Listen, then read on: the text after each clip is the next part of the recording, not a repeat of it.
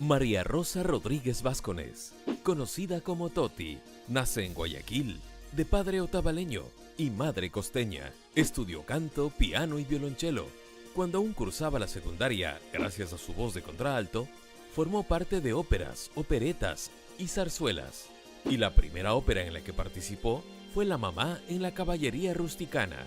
Fue electa Miss Ecuador y llegó a estar entre las finalistas del Miss Universo. Recorrió varias ciudades de Europa, pero vivió por más tiempo en París, donde tuvo contratos para el modelaje y publicidad. Fortaleciendo aún más la carrera de actuación, fue parte de varias obras teatrales, óperas, películas, y llegó a ser reconocida por su participación en la cinta cinematográfica El Gran Restaurante. Toti Rodríguez argumenta: soy alguien que está continuamente soñando cosas por hacer y cumplir. No puedo vivir sin la amistad de la gente linda, sin el cariño de los niños, que aunque no los he tenido, los experimento en los hijos de quienes me rodean. Su sobrino ha plasmado una película de su vida y hoy en su departamento nos recibe y nos revela qué pasó con Toti Rodríguez. ¿Toti es un diminutivo o un apodo? No sé, no es apodo. Lo que pasa es que una tía mía se llamaba Rosa y los hermanos menores no le podían decir Rosa, sino le decían Tota, Totita, Toti. Y parece que yo heredé eso porque mi nombre legal, así real de bautizo, es María Rosa. Sí, sabemos, María Rosa. Un gusto que estar aquí en el programa, María Rosa. Para mí es un honor. Más conocida como Toti. Así es. Sabemos que sigues trabajando en el teatro, sigue haciendo actuación. ¿Cuándo es el retiro de Toti? A los actores, los artistas en general, no nos gusta retirarnos. Yo por lo menos no pienso. Mientras tenga salud, vida, inteligencia, memoria, ojos, manos, cuerpo, voz. No, los artistas y los actores y actrices no nos gusta retirarnos. Tenemos Toti para largo, entonces. Espero. Entre diálogos y memorizar textos de guiones fuera del escenario, ¿qué hace Toti en los días comunes? Yo soy plurisubempleada porque como no se trabaja mucho y no se gana mucho en este país, no hay pues así una empresa, una industria grande o varias industrias cinematográficas o televisivas que nos puedan contratar a los actores y actrices. Hay que vivir de otras cosas. Entonces yo hago plurisubempleada soy. Hago 20.000 cosas para ganarme la vida. No soy muy de gimnasia ni de caminar. Escucho música, veo un poco las noticias cuando no son tan dramáticas que te hacen tener ganas de llorar por el país. Pero en general hago diferentes cosas, salgo a hacer compras a veces cuando se necesita, salgo a pagar las cosas porque no tengo quien me haga los pagos de los arreglos en el banco. Bueno, ¿por qué te metes tanto en la vida de la gente? No te voy a decir ¿No usa el internet a veces o es peleada con la tecnología? No, yo soy un poquito así. Yo digo que Pithecanthropus erectus, pero no tan erectus, no, digamos. Soy más Homo sapiens, pero sí, recién acepté que me regalen un celular. Y recién acepté que me cambien ese celular que era bien viejito y bien práctico, que solamente recibía y mandaba llamadas, a uno un poquito más complicado y estoy dándole a eso. Es que yo soy de la época en que se escribía, se leía, se hacía otras cosas. Ahora yo veo a la gente absolutamente obnubilada con los celulares, ya no se comunica. A mí me gusta conversar, me gusta entender la vida de otra manera. ¿La lectura es un hobby? Tampoco es un hobby, pero sí es un placer. Y oír música también me gusta mucho. Hablando de música y teatro, ¿influyó mucho por parte de su padre en su niñez, aparte de estudiar en el conservatorio? ¿Qué más hacía Toti? Cuando era bastante niña. Bueno, estudiar, yo era una buena estudiante y estudié primero en el americano, pero mi mami pidió que nos sacara a un colegio de monjas, así que desde el 3er grado estuve en la Inmaculada en Guayaquil y estudiaba bastante. A veces hacían representaciones teatrales de la historia bíblica, las monjitas de la Inmaculada, y yo me metí a hacer eso. Pero creo que también empezó a cantar. Sí, porque, bueno, recién graduada o ya me iba a graduar de bachiller, como siempre pasa en este país, en esas épocas también fracasó una compañía de zarzuelas, óperas y operetas. Y se quedó el director y la primera figura de allí, que era la esposa de él, y empezó a concretar, a armar otra compañía de óperas, zarzuelas y operetas, y nos fue al conservatorio a escoger algunas voces, algunas personalidades. Al principio me hicieron hacer el rol de una señora mamá de caballería rusticana, porque yo tenía una voz de contralto grave. Contralto. Sí. Y después felizmente me dieron un rol en La Viuda Alegre, donde yo hasta bailaba cancán. Y me di cuenta que a mí me gustaba el espectáculo. Me di cuenta que me gustaba el público, que sentía el calor de la recepción que el público hace cuando uno produce alguna actuación. ¿Y aún canta? No, ya no. No, de vez en cuando. No en alguna obra de teatro, pero así pedacitos. Ni cuando está sola en casa. No. ¿Qué recuerdos tiene de su padre? Muy buenos. Era un hombre muy inteligente, muy honesto. Le gustaba mucho el arte y justamente a mi hermana y a mí sobre todo nos incitaba a que estudiáramos algún instrumento musical y él fue el que nos insinuó a ir al conservatorio y ahí yo ya me metí no solamente al piano sino al canto, al violonchelo. Me gustó mucho la música y nos hacía escuchar buena música clásica fundamentalmente. Oriundo de Otavalo. Él nació en Otavalo, pero claro, cuando yo digo mi padre es otavaleño, la gente piensa que solo son indígenas los otavaleños. No es por ningún desprecio, sino que yo tengo que aclarar que él era de la burguesía otavaleña y que vino a estudiar aquí, y luego fue a Guayaquil, pero nos hacía respetar muchísimo y nos hablaba maravillas de los indígenas otavaleños. ¿Estuvo en la política también? Sí, él fue fundador del Partido Socialista en Guayaquil, con algunas personalidades cuyos nombres no recuerdo ahora. Entonces, pero después se fue a Guayaquil y fue periodista deportivo en el Telégrafo. Ah, ya. Y siempre que hablaba de Otavalo se llenaba de júbilo y de alguna manera metía una notita porque en Otavalo también se hacen ciertas cosas, no sé qué.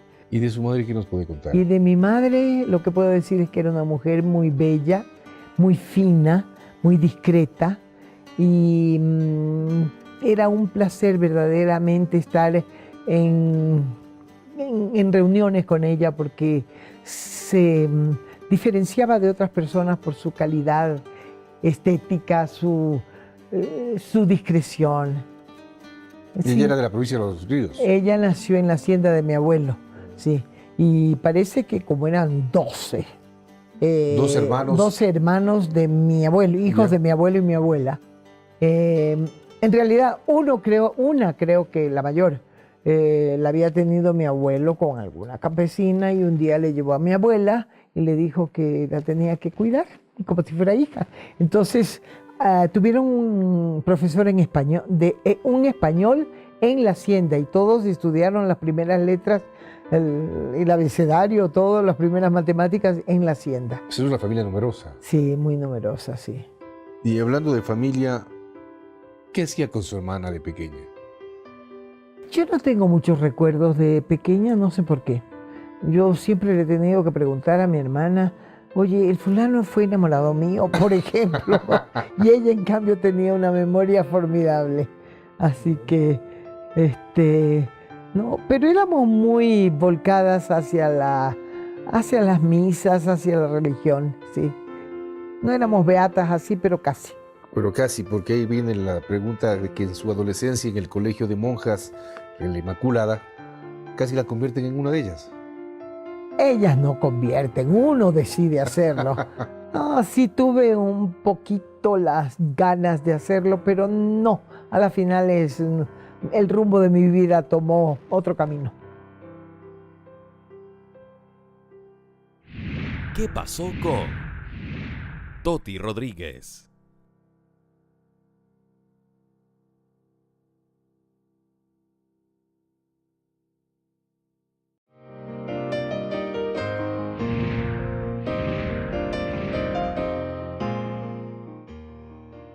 Siguiendo en esa adolescencia, Toti, ¿qué música escuchaba?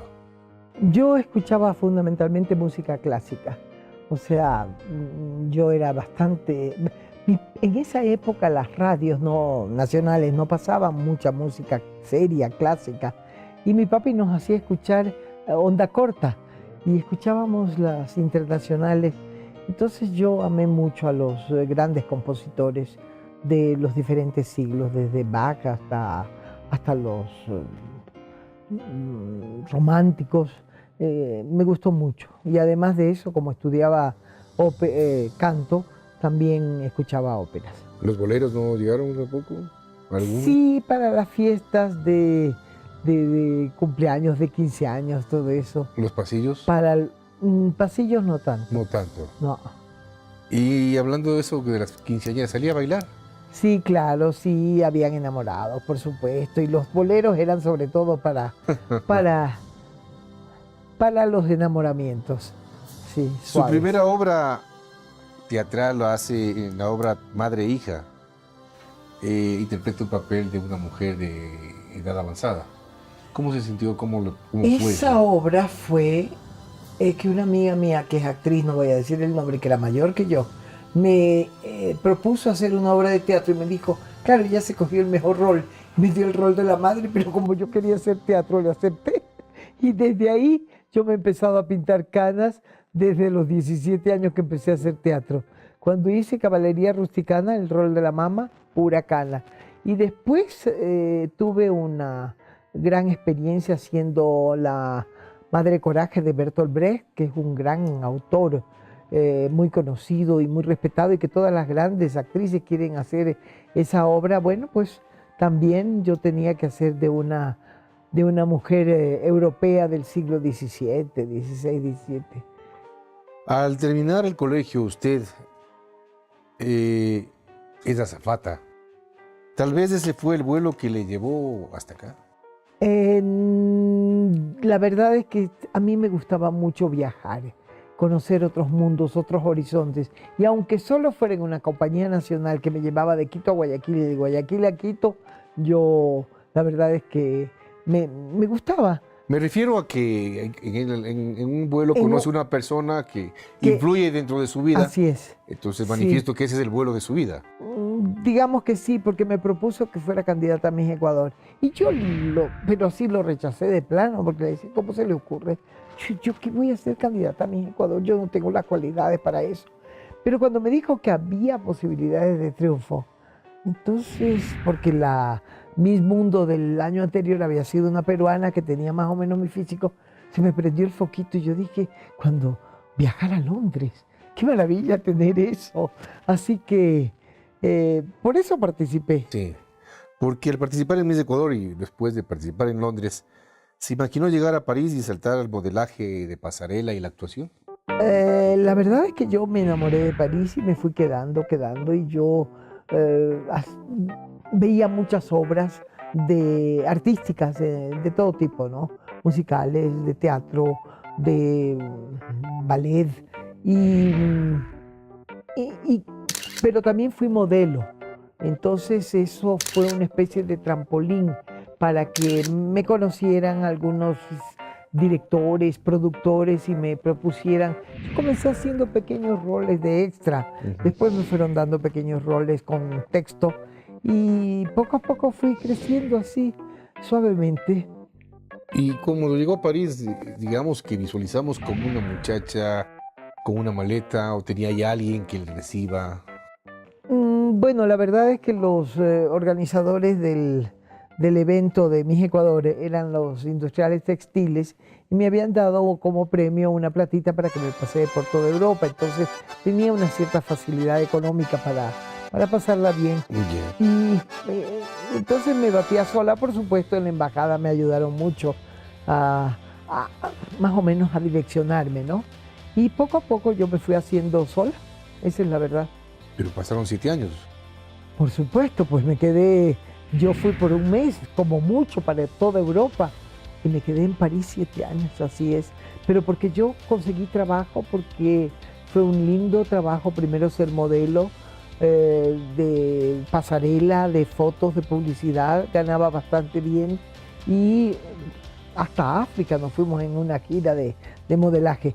Y la verdad es que de ahí el trampolín, me metí en una escuela de teatro y empecé a trabajar en la actuación, que me parecía más interesante que el ser modelo. En sus palabras, ¿qué es París?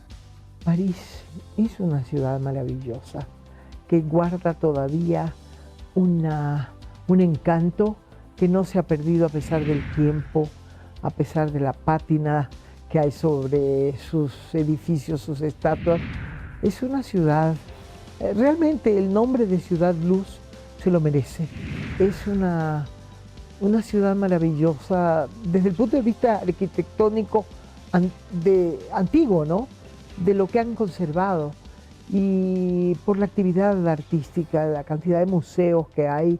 Yo me pasaba la vida en los museos también, de todas las épocas, que fue la mejor época de mi vida. Esa es la verdad. Yo me realicé como mujer, como persona, como artista, sí, fue el mejor periodo de mi vida, con gran éxito además. En Francia incursiona en la película El Gran Restaurante. Entre otras. Entre otras más. ¿Cómo fue esas experiencias de todas esas películas? Pero que en El Gran Restaurante, usted es la principal. Sí, soy la única actriz mujer. Bueno, había hecho ya otros roles, ¿no? Y entonces, Luis de Funès era uno de los cómicos más reconocidos y más queridos de Francia. El Charles Chaplin francés, digamos. Fue exactamente, después de Chaplin, Luis de Funès fue en Europa una primera figura. Entonces, trabajar con él fue realmente un acontecimiento para mí, porque yo hice como 2 o 3 películas con él. Pero esta es la más conocida y todavía la siguen pasando sí. en las vacaciones, porque son películas muy sanas para la familia, ¿no? Muy divertidas. Entonces, ¿su francés cómo era? Mi francés tenía ¿Fluido o seco? No, yo aprendí francés ahí en la calle con un diccionario. Me iba en los mercados y decía «Donnez-moi s'il vous plaît», y abría ahí de cajote y así compraba las cosas y me iba inteligenciando sobre el idioma. Entonces, en realidad no lo aprendí de manera formal, pero lo aprendí rápidamente. En 2 meses yo ya estaba hablando en francés. En francés. Sí. ¿Y Alain Delon le coqueteó? Él medio me coqueteó, sí, él. Yo no a él. Él, no, a usted. Él. Sí. Yo estuve en una premiere que estaban haciendo de una película que él había acabado de hacer. Y entonces era en locaciones. Y de repente me lo presentaron, lo cual en esa época él era muy conocido, muy querido, muy admirado. Y sabía yo que era muy coqueto. Y de repente me invitó a cenar. Sí, yo dije, ¿te estás loco? Pues no, de buenas a primeras. Pero como yo soy bastante modosita, si tú quieres. ¿O estaba enamorada? Estaba enamorada de alguien. Pero claro, si hubiera sido muy simpático aceptarle una cena, pero a saber qué quería el hombre. Bueno, le dije que no. ¿Y de quién estaba enamorada? De un francés también, de un intelectual. ¿Ya? Siempre me han gustado los intelectuales. Así es. Más que los... que los artistas. Más que los actores, sí, que los artistas. Los sí. Los artistas. Así es. Los intelectuales, que más adelante toparemos ese tema.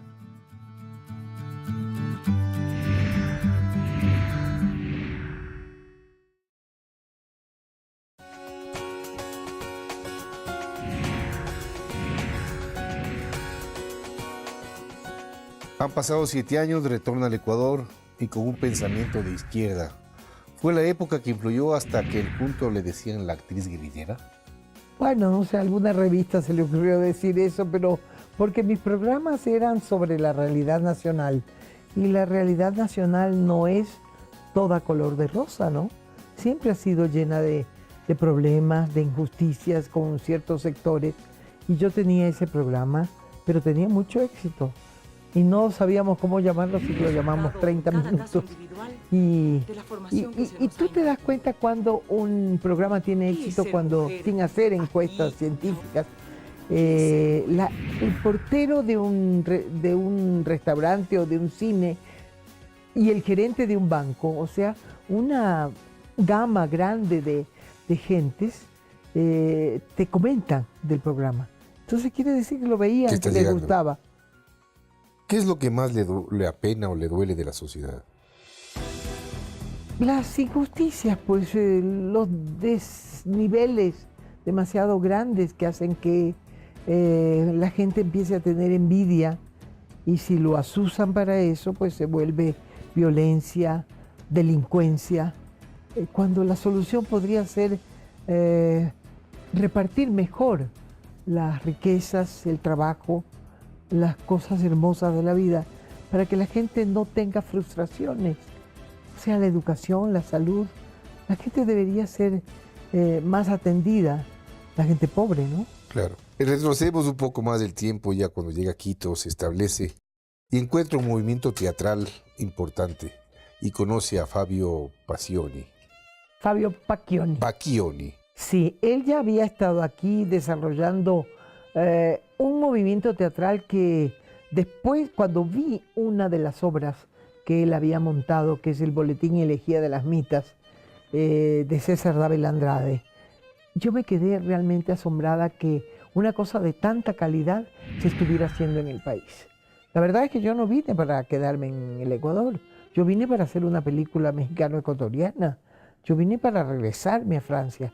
Pero así como me fui quedando enamorada de París poco a poco, me fui quedando, así también me interesé mucho por regresar al país y me fui quedando. Eso fue. ¿Interpretar a Manuela Sáenz de su ópera prima?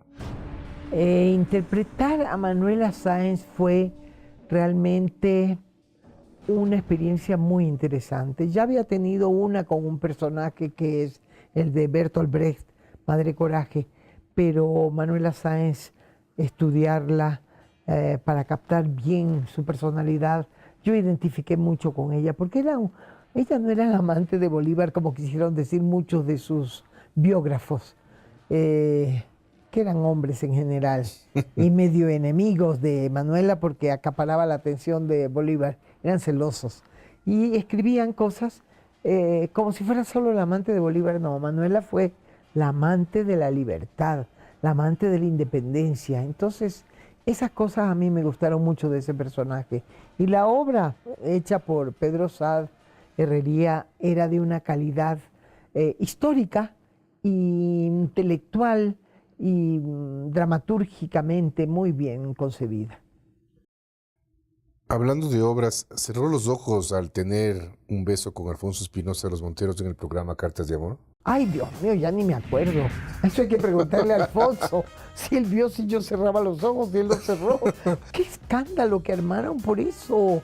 Yo estaba acostumbrada a dar besos de verdad. En las filmaciones a mí no me gusta trampear. En el teatro ni en las filmaciones hay que ser lo más auténtico posible.